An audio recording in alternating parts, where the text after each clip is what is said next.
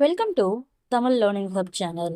இன்னைக்கு நம்ம சேனலில் தேர்ட் ஸ்டாண்டர்டோட செகண்ட் லெசன் கோழி தேடும் கோழி இந்த லெசன் தான் பார்க்க போகிறோம். இந்த வீடியோவில் நம்ம இந்த லெசனை ஃபுல்லாக எக்ஸ்பிளைன் பண்ண போகிறோம். அது மட்டும் இல்லாமல் இந்த லெசனோட புக் பேக்கில் இருக்கிற எக்ஸசைஸ் எல்லாத்தையுமே நம்ம இன்னைக்கு செய்ய போகிறோம்.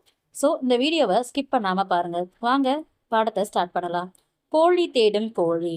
இதில் இந்த சிறப்பு இழகரம் போட்டோன்னா அது கோழி, நம்ம வீட்டில் வளர்க்குற கோழி. அதுவே இந்த குண்டுலி போட்டோம் அப்படின்னா அந்த கோழி கோழி குண்டு, நம்ம விளையாடுற கோழி விளையாடுறதுக்காக வச்சுருக்க கோழி குண்டு. ஓகே, இப்போ பாடத்தை ஸ்டார்ட் பண்ணலாம். மழை எவ்வாறு பெய்கிறது? நம்ம எல்லாருக்குமே தெரியும், மேகம் குளிர்ந்து மழையாக பெய்கிறது. இன்னும் கிளியராக சொல்லணும்னா அது ஒரு வாட்டர் சைக்கிள் தானே. நீராவியாகி அதுக்கு மேகத்துக்கு போய் அதுக்கப்புறம் என்ன செய்யுது, மழை பெய்யுது. ஆனா பொன்னி என்ன சொல்வாள் தெரியுமா? வானம் அழுகிறது, அதுதான் மழை என்பாள். அதற்கு கற்பனையாக ஒரு காரணத்தையும் கண்டுபிடிப்பாள், அதை கதையாக கூறுவாள். இதே மாதிரி மழை பெய்யும் போது ஏன் மழை பெய்யுதுன்னு நீங்க என்னென்னலாம் யோசிச்சிருக்கீங்களோ அதெல்லாம் கமெண்ட்ல சொல்லுங்க. அதே மாதிரி அவ இன்னொன்னு சொல்றா, கோழி குப்பையை ஏன் கிளறுகிறது? இதற்கும் காரணம் சொல்கிறாள். அது என்ன காரணமாக இருக்கும்? இந்த பாடத்துல நம்ம படிக்க போறது கோழி குப்பையை ஏன் கிளறுதுங்கிறதுக்கு பொன்னி சொன்ன ஒரு காரணம். இதே மாதிரி கோழி குப்பையை கிளறும் போது அது ஏன் கிளறுதுன்னு உங்களுக்கு எந்த மாதிரியான காரணங்கள்லாம் தோணிருக்கோ அதையும் கமெண்ட்ல சொல்லுங்க. பார்ப்போம் எத்தனை பேருக்கு எத்தனை விதமான யோசனைகள் இருக்கு அப்படின்னு. பீட்டர் ஒரு நாள் கோழியும் வாங்கினான். என்ன வாங்கினா? ஒரு கோழியும் ஒரு விளையாடுறதுக்காக ஒரு கோழி குண்டும் வாங்கினான். அடிக்கடி நண்பர்களோடு கோலி விளையாடுவான். என்ன விளையாடுவானா? அந்த கோலி குண்டை வச்சு விளையாடுவான். அது ரெண்டையுமே வாங்கிட்டு வீட்டுக்கும் வந்துட்டான். நம்ம எல்லாருக்குமே ஒரு பழக்கம் இருக்குல்ல, நமக்கு பிடிச்ச மாதிரியான விலங்குகளோ பறவைகளோ நம்ம வளர்த்தோம்னா அதுக்கு நம்ம என்ன செய்வோம்? அதுக்கு ஒரு செல்ல பேர் நம்ம வைப்போம்ல. அதே மாதிரி தான் இந்த பீட்டர் என்ன பண்ணியிருக்கான், அவனோட கோழிக்கு அழகா ஒரு பேர் வச்சிருக்கான். அது என்னன்னா சுட்டி. பீட்டர் குரல் கேட்டதும் கோழி ஓடி வரும். சுட்டின்னு பீட்டர் கூப்பிடும்போது என்ன செய்யும்? அந்த கோழி ஓடி வரும். எங்கு இருந்தாலும் கோழியை எடுத்து வரும். கோழியை எடுத்து வரும் அழகே அழகு. இப்ப கொஞ்சம் நல்லா கவனிங்க. நம்ம லகரத்திற்கான வேறுபாடு தான் பார்க்க போறோம். கோழின்னு சிறப்பு லகரம் போடும்போது அது இந்த கோழியை குறிக்கும். அதுவே இந்த குண்டலி போடும்போது இந்த கோழி குண்டை குறிக்கும். நீங்க படிக்கும் போதே இப்படி தெளிவா படிச்சீங்கன்னா எழுதும்போது உங்களுக்கு எந்த விதமான குழப்பமும் வராது. ஒவ்வொரு முறையும் இப்படித்தான் எடுத்து தரும். இப்படியே கோழிக்கும் நட்பு ஏற்பட்டது. ரெண்டும் என்னவாயிடுச்சு? ஃப்ரெண்ட்ஸ் ஆயிடுச்சு. பீட்டர் இல்லாத போது இரண்டும் விளையாடும். பீட்டர் ஸ்கூலுக்கு போயிருக்கும் போதோ இல்லை படிக்கும் போதோ எழுதும் போதோ அவை இல்லாதப்பெல்லாம் என்ன செய்யும்? அந்த கோழியும் அதுக்கு எந்த விளையாட்டுகள் தெரியுமோ அந்த விளையாட்டுகள்லாம் விளையாடும். இப்படிதான் ஒரு நாள் என்ன விளையாடுச்சுன்னா கண்ணாமூச்சி விளையாடின. ஒரு நாள் கண்ணாமூச்சி விளையாடின. ரெண்டும் சேர்ந்து கண்ணாமூச்சி விளையாடுச்சு. அப்போ கோலி குண்டை என்ன செய்யுது? நான் அங்க ஒளியிறேன் அப்படின்னு சொல்லி என்ன செய்யுது? உருண்டு ஓடுது. கோழி என்ன செய்யுது? நான் கண்டுபிடிக்க வர்றேன்னு சொல்லி கண்டுபிடிக்க வருது. அப்போ இதோ உன்னை கண்டுபிடித்து விட்டேன்னு கோழி சொன்னப்ப கோழி குண்டு, அடடா கோலத்திலா உருண்டு வந்தேன், அங்க கீழே பாருங்க கோலப்பொடி கலரா தெரியுதா? அப்போ அந்த கோழி குண்டை என்ன செஞ்சிருக்கு? கோலப்பொடி மேல உருண்டு வந்திருக்கு. இப்போ அடுத்தது அந்த கோழியோட டான். இப்போது நான் ஒளிந்து கொள்கிறேன் அப்படின்னு சொல்லி அந்த கோழி ஒளிகிறதுக்கான இடத்தை தேடி என்ன செய்து ஓடுது. கோழி கொண்டு கண்களை மூடி எண்ணிக்கையை எண்ண ஆரம்பிக்குது. ஆனா அந்த கோழி மறைஞ்சிருக்கிறத பாருங்க, வெளியே அதோட இறகுகள் தெரிகிற மாதிரி அந்த செடிக்குள்ள மறைஞ்சிருக்கு. அப்போ கோழி கொண்டு சொல்லுது, ஆஹா மாட்டிக்கொண்டாயா, பாரு என்ன மாதிரியே நீயும் என்ன பண்ணிக்கிட்ட, என்கிட்ட மாட்டிக்கிட்ட அப்படின்னு சொல்லுது. இங்கே ஒளிந்தால் கோழியால் கண்டுபிடிக்க முடியாது, இங்க ஒளிஞ்சா கோழியால என்ன செய்ய முடியாது, கண்டுபிடிக்க முடியாது அப்படின்னு சொல்லி அந்த கோழி குண்டு ஒரு குப்பை தொட்டிக்கு கீழே போய் ஒளிஞ்சிருக்கு. அந்த நேரம்னு பார்த்து காற்று அடிக்குது. அங்க பாருங்க, அந்த இலைகள் எல்லாம் கீழே விழுகுதா, கோழி குண்டு இருக்கா, அந்த காற்று அடித்து அந்த குப்பைகள் எல்லாமே அந்த கோழி குண்டு மேல விழுந்து மூடிடுச்சு. அப்படின்னு அந்த கோழி குண்டு கத்துது. கண்டுபிடிக்கிறதுக்காக கோழி வருது. கோழி அந்த குப்பைகளை கிளறுது. நண்பா எங்கே இருக்கிறாய் அப்படின்னு தேடுது. இன்னும் தேடிக்கொண்டே இருக்கிறது. இந்த கோழி என்ன செய்யுது? இன்னும் அந்த கோழி குண்டை தேடிக்கிட்டே இருக்கான். கோழி உண்மையில் குப்பையை அல்லது மண்ணை ஏன் கிளறுகிறது? ஆனா கோழி உண்மையாவே குப்பையை ஏன் கிளறுதுன்னு நம்ம தெரிஞ்சுக்கிறதுக்கு கீழே ஒரு குறிப்பு கொடுத்துருக்காங்க. அதை ஃபில் பண்ணி நம்ம ஆன்சரை தெரிஞ்சுக்கலாம். பின்வரும் தொடரில் ஒவ்வொரு சொல்லிலும் உள்ள 1, 2, 3, 4வது எழுத்துக்களை எடுத்து எழுத விடை கிடைக்கும். இங்க இன்று கீரை செய்தே உண்டிடலாம் அப்படின்னு கொடுத்துருக்காங்க. ஒவ்வொரு சொல்லுலையும் முதல் எழுத்து, 2வது எழுத்து, 3வது எழுத்து, 4வது எழுத்து, இந்த 4 எழுத்தையும் நம்ம என்ன செய்ய போகிறோம், எடுத்து சேர்த்து எழுத போகிறோம். அப்படி எழுதினோன்னா இங்கே என்ன வரும்? முதல் இன்று அப்படிங்கிறதுல முதல் எழுத்து என்னது? இ. கீரைங்கிறதுல 2வது எழுத்து ரை. செய்தே அப்படின்ற 3வது எழுத்து தே. உண்டிடலாம் 4வது எழுத்து டா. அப்போது இந்த 4ஐயும் நம்ம சேர்த்து எழுதி பார்ப்போமா? இ ரை தே ட. இதை சேர்த்தலனா என்ன வரும்? இறை தேட. இதுதான் இதோட ஆன்சர். கோழி உண்மையாகவே ஏன் குப்பையை கிளறுது? அதோட இறையை தேடுறதுக்காக. அடுத்தது பின்தொடர்ந்து படிக்க. பாடத்தை படிக்க கேட்டும் ஒளிப்பதிவை கேட்டும் பின்தொடர்ந்து படிக்கலாம். இது உங்களுக்கான ஆக்டிவிட்டி தான். யாரையாவது படிக்க வச்சும் கேட்கலாம். இல்லைன்னா இந்த வீடியோவை நீங்கள் மறுபடியும் ஒரு தடவை போட்டு நான் வாசிக்க நீங்களும் எனக்கு பின்னாடியே வாசிச்சுக்கிட்டு வரலாம். கண்டிப்பாக இதை நீங்கள் வாசித்து பழகணும். அப்போ தமிழ் படிக்கிறது ரொம்ப ஈஸியாக இருக்கும். தமிழ் எழுத்துக்களை அடையாளம் கண்டுபிடிக்கவும் அது உதவும். நீங்கள் ரொம்ப ஈஸியாகவே என்ன பண்ணலாம்? தமிழை படிக்கலாம். அடுத்தது கதையில் பிடித்த சொற்களை எழுதுக. இந்த கதைக்குள்ளேருந்து எனக்கு என்னென்ன சொற்கள்லாம் பிடிச்சிருக்குங்கிறத நான் இங்கே எழுதுகிறேன். நீங்கள் உங்களுக்கு என்னெல்லாம் பிடிச்சிருக்கோ அதை எழுதலாம். இல்லைன்னா இதையே கூட நீங்களும் எழுதிக்கலாம். வானம் அழுகிறது, கோழி, போலி, பீட்டர், கண்ணாமூச்சி, கோலத்திலா உருண்டு வந்தேன்,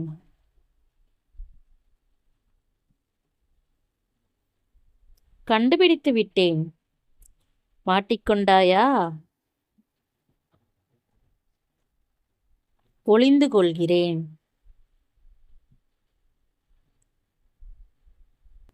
நண்பா நண்பா. இது எல்லாமே இந்த கதையில் எனக்கு பிடித்த சொற்கள். உங்களுக்கு எது பிடிக்குதோ அதை தாராளமாக எழுதலாம். அடுத்தது கீழே உங்களுக்கான ஆக்டிவிட்டி. தாம் எழுதிய அதே சொற்களை அதிக எண்ணிக்கையில் எழுதியது யார் என்பதை குழுவினருடன் ஒப்பிட்டு பார்க்க வேண்டும். அதிகமான சொற்களை ஒன்று போல் எழுதிய நண்பர். இந்த 10 சொற்களில் 7, 8 சொற்கள் யார் உங்களை மாதிரி அப்படியே எழுதியிருக்காங்களோ அந்த நண்பரோட பேரை நீங்கள் இங்கே கொடுத்துருக்கிற முதல் கேள்வியோட இடத்துல எழுதலாம். அடுத்தது ஒன்று போல் எழுதிய சொற்களின் எண்ணிக்கை. இது என்னதுன்னா, எத்தனை பேர் ஒரே மாதிரியான சொற்களை எழுதியிருக்கீங்க. இப்போது உங்கள் கிளாஸில் இருக்கிற எல்லாருமே ஒரு 7, 5, 6 வார்த்தைகளை ஒரே மாதிரி எழுதியிருக்கீங்க. இப்போ நான் சொல்கிறேன், கோழி, கோழி, பீட்டர், கண்ணாமூச்சி, நண்பா நண்பா. இந்த மாதிரி உங்கள் கிளாஸில் இருக்க எல்லாருமே எழுதியிருக்கீங்க அப்படின்னா அந்த இடத்துல போட வேண்டிய எண்ணிக்கை 5. இந்த 5 எழுத்துக்களையும் எல்லாரும் ஒரே மாதிரி எழுதியிருக்கீங்க அப்படின்னு சொல்கிறது தான் அது. அடுத்தது பாடத்தில் அடிக்கோடிட்டு எழுதுக. முதல் கேள்வி, ஒரே ஓசையில் முடியும் சொற்கள். இங்கே நமக்கு என்ன கொடுத்துருக்காங்க? அங்கே. அப்போது அந்த ஏ அப்படிங்கிற சவுண்டில் நமக்கு இந்த பாடத்தில் எத்தனை சொற்கள் முடியுது அப்படிங்கிறத பார்த்து அதை இங்கே நம்ம எழுத போகிறோம். என்னென்ன நமக்கு கொடுத்துருக்காங்க அப்படின்னு பார்த்தோன்னா, இங்கே. இங்கேன்னு சொல்லும்போது நான் இங்கே ஒளிந்து கொள்கிறேன், அந்த கோழி கொண்டு சொல்லிச்சுல அது. அடுத்தது எங்கே. அடுத்த கேள்வி, கதையில் இடம்பெற்ற விளையாட்டுகள். இந்த கதையில் நம்ம 2 விதமான விளையாட்டுகள் பார்த்தோம். ஒன்று கோழி. கோழி அப்படிங்கிறது அதோட பேர் மட்டும் கிடையாது, அதோட விளையாட்டு. அதோட பேர் கோழி குண்டு. அதை வச்சு விளையாடுற விளையாட்டு கோழி.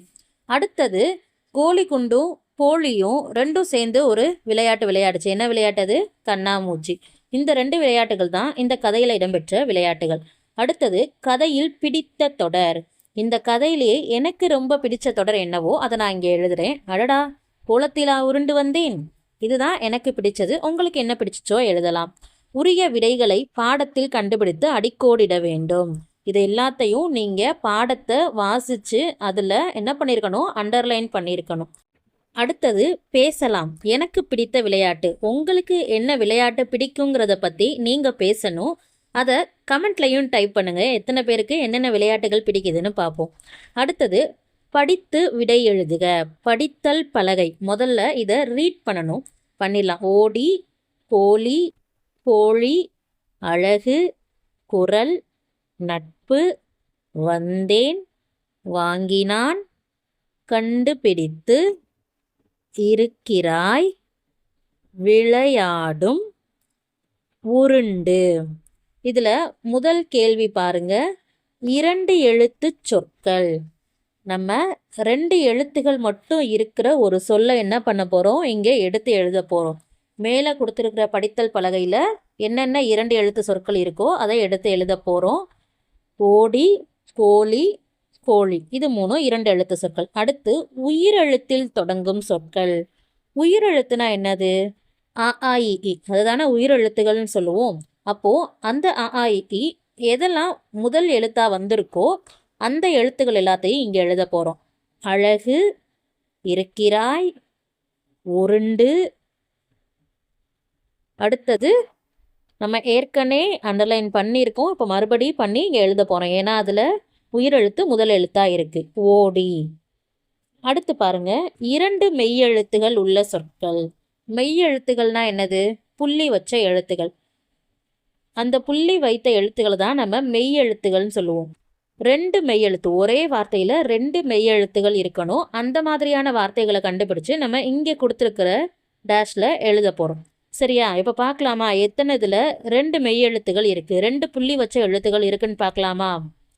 முதல்ல வந்தேன், வாங்கினான், இங்கு இருக்கு, இன்னு இருக்கு. கண்டுபிடித்து, இதில் 2 மெய்யெழுத்து என்ன இருக்கு? இன், இத்து. அடுத்து இருக்கிறாய், இதில் 2 மெய்யெழுத்து இருக்கா? இக், இ, 2 மெய்யெழுத்து இருக்கு. அதை எல்லாத்தையும் நம்ம எழுதிட்டோம். அடுத்து அதிக எழுத்துகள் உள்ள சொல். அதிக எழுத்து எந்த சொல்லில் இருக்குங்கிறத நம்ம கண்டுபிடிச்சு எழுத போகிறோம். வாங்கினான்னு பார்த்தோன்னா 1 2 3 4 5 எழுத்துகள் தான் இருக்கும். அப்போது அதிகமான எழுத்துகள் இருக்கிறதுனா கண்டுபிடித்து, அதில் 7 எழுத்துகள் இருக்குது.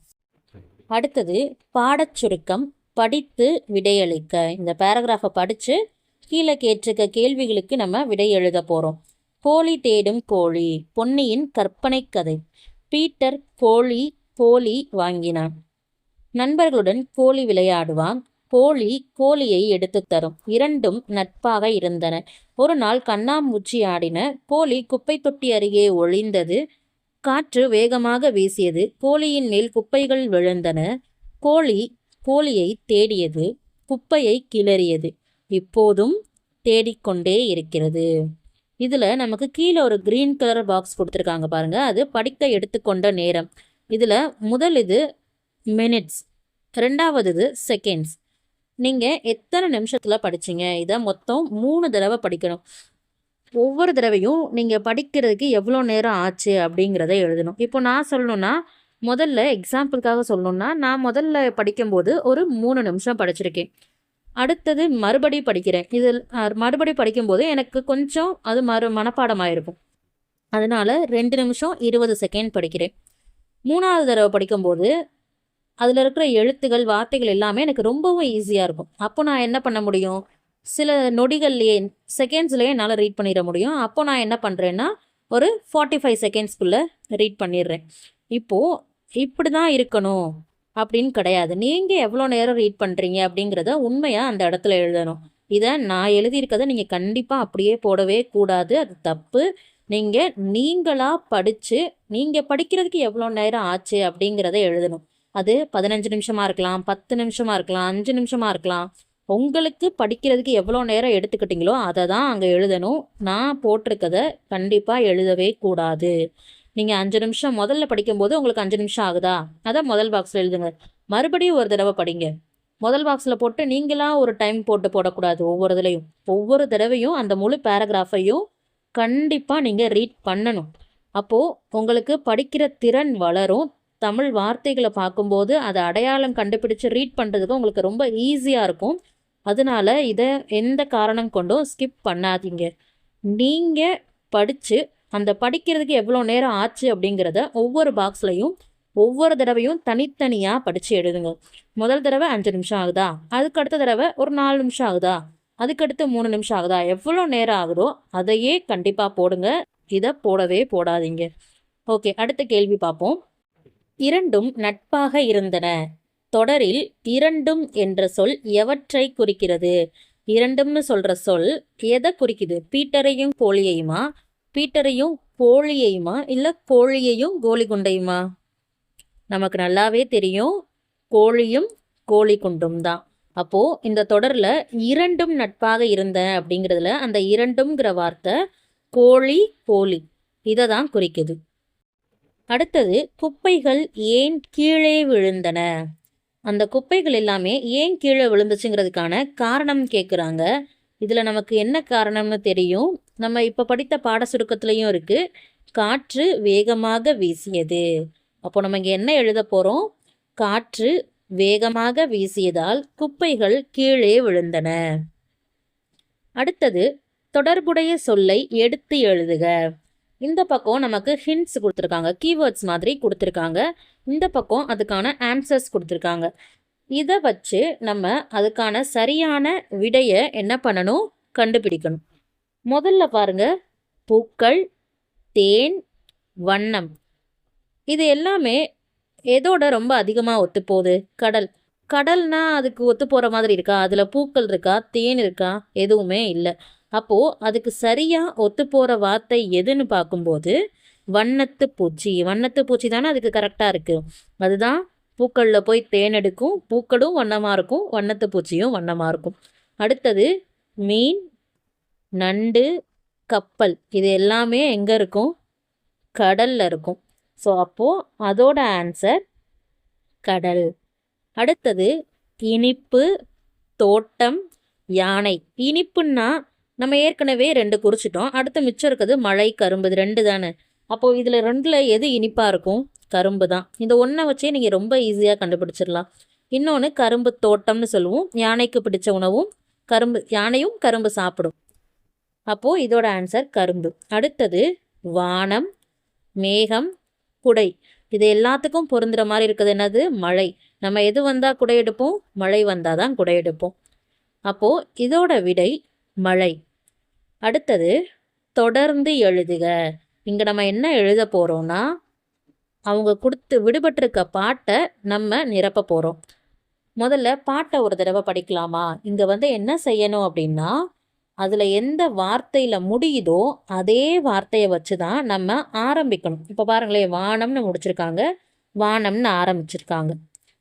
அப்போது எதில் முடிக்கிறாங்களோ அந்த சொல்லை வச்சு தான் நம்ம ஆரம்பிக்கவும் செய்யணும். கரெக்டாக? இப்போ பாட்டை படிக்கலாமா? கிளி பறக்கும் வானம், வானம் பார்க்கும் பாப்பா, பாப்பா ஆடும் ஊஞ்சல், ஊஞ்சல் கடைசியாக வருதா? அந்த ஊஞ்சல் முதல்லையே வருது பாருங்க. ஊஞ்சல் இருக்கும் மரம், மரம் தரும் பழம். அப்போது நம்ம எழுத வேண்டியது பழம் அப்படிங்கிற வார்த்தையை முதல் வரியாக வச்சு எழுதணும். என்ன எழுதலாம்? பழம் தரும் சுளை. சுளை அப்படிங்கிறது அந்த பழத்துக்குள்ளே இருக்கிற சதை பகுதி, அதை தான் சுளைன்னு சொல்லுவோம். அந்த சுளை எப்படி இருக்கும்? சுவையாக இருக்கும். அப்போது அடுத்த வரி நம்ம என்ன எழுத போகிறோம்னா, சுளை தரும் சுவை. இந்த வீடியோ உங்களுக்கு யூஸ்ஃபுல்லாக இருந்துச்சுன்னா ஒரு லைக் பண்ணுங்கள். இது உங்கள் ஃப்ரெண்ட்ஸுக்கும் தேவைப்படும், அவங்களுக்கும் இது யூஸ்ஃபுல்லாக இருக்கும்னு நீங்கள் நினச்சிங்கன்னா அவங்களுக்கும் இதை ஷேர் பண்ணுங்கள். இதே மாதிரி அடுத்தடுத்த லெசன் பேஸ்டு வீடியோஸ் நம்ம சேனலில் அப்லோட் பண்ண போகிறோம். அந்த வீடியோஸ் எல்லாம் மிஸ் பண்ணாமல் பார்க்குறதுக்கு மறக்காமல் நம்ம சேனலை சப்ஸ்கிரைப் பண்ணிக்கோங்க.